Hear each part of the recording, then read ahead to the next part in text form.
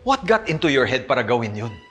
You've always told Zoe na unethical at unprofessional yung nagawa niya. Pero with what you've done, pareho lang kayo ni Zoe. Nakalimutan mo ba na CEO ka ng hospital na to? Nakakahiya! Sorry na. Alam ko namang mali yung ginawa ko, Obeng, pero hindi ko kasi matiis na hindi ko siya magantihan pagkatapos ng ginawa niya kay Lynette. Ginawa niya kay Lynette? Eh wala kang ang ebidensya. Wala pa. I'm sorry, Lynette. But I just did what I thought was right at the moment. Kaso nga, mali pala. Pero hindi ko din naman pinagsisisihan yung ginawa ko. Dahil at least naisahan ko yung Morganang yun. Ma'am Giselle, sa totoo lang, hindi ko po alam kung anong mararamdaman ko.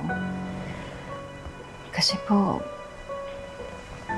nakagawa po kayo ng isang bagay na makakasira po sa reputasyon ninyo.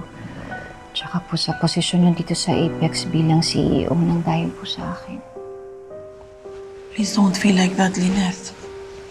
You didn't ask that of me. Sarili kong desisyon yun. Maraming salamat, Ma'am Giselle.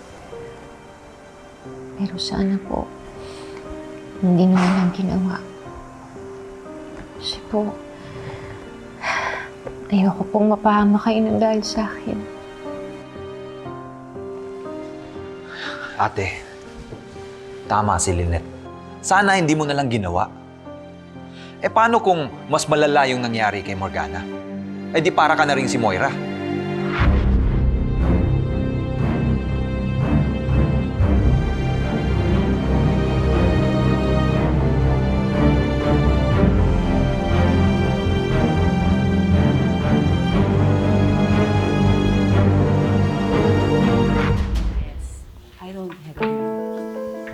What's with this emergency board meeting? As far as I'm concerned, I did not schedule this board meeting. Can anyone tell me who scheduled this meeting? Ako ang nagpatawag ng emergency meeting na ito. I believe there is a very important issue that we need to tackle. What happened yesterday sa Ginang Apex. Oh, come on, Morgana. Don't tell me you still want to win against Lynette. This meeting isn't about petty issues, Miss Tanyag. As a member of the board, pagbibigyan kita, Miss Ko. Now please say your piece.